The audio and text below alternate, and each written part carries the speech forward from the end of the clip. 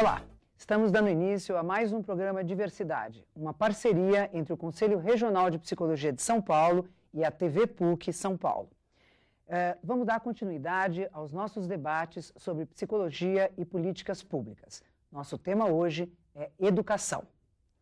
A educação é um dos processos mais importantes que acontecem na sociedade. Muitas pessoas se preocupam com ela, é polêmica, apresenta muitas questões, é reivindicação de muitos, é sempre uma questão importante a ser debatida em todos os espaços sociais. No âmbito da educação, as questões são muitas, mas nós escolhemos uma delas para debater aqui hoje. É a progressão continuada, que diz respeito à avaliação dos alunos. Para discutir essa questão, nós temos aqui hoje conosco dois grandes educadores e pensadores da educação brasileira. A professora Maria Helena Souza Pato, formada em psicologia e professora do curso de psicologia da Universidade de São Paulo. E o professor Mário Sérgio Cortella, professor do programa de pós-graduação em educação e currículo da PUC de São Paulo, secretário da educação do governo Erundina na cidade de São Paulo. Sejam bem-vindos ao programa Diversidade. Obrigado. Bom, nós vamos começar assistindo uma matéria que vai introduzir a questão da progressão continuada. O medo de repetir de ano sempre assustou toda criança. Mas na rede pública de ensino, o fantasma da reprovação saiu de cena e deu lugar a outro, o da progressão continuada. Na teoria, ela promove a inclusão do aluno e evita a evasão escolar. Mas na prática, o novo sistema tem provocado muita polêmica. Você encontrou uma fala de personagem no meio da fala do autor?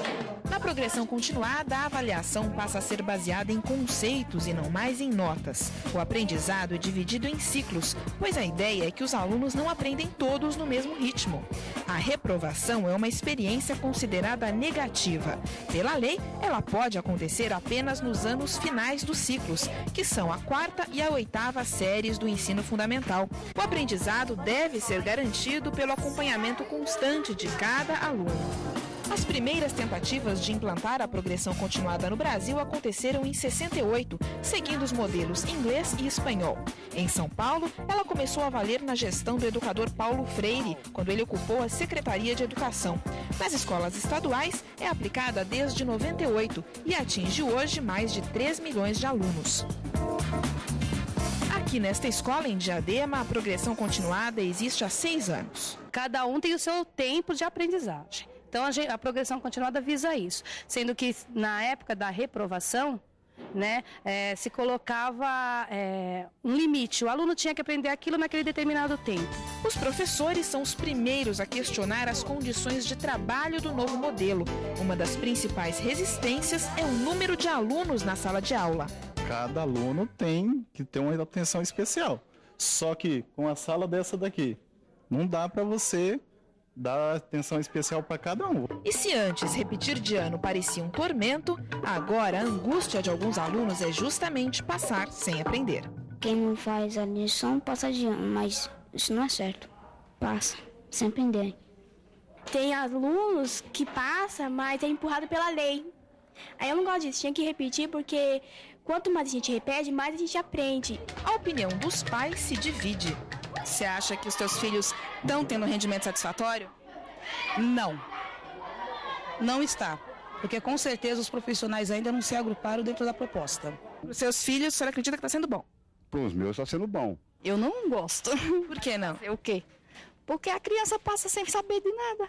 E foi nesta escola que a professora Norinês Bahia desenvolveu uma pesquisa sobre as políticas públicas da Secretaria Estadual de Educação.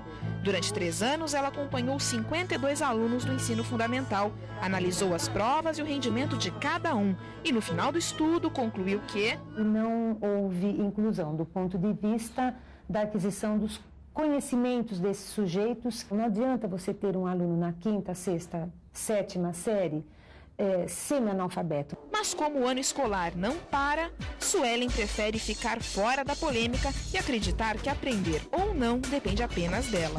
A gente que muda a escola. Como assim? Porque se a gente não mudar a escola não anda e nem nós.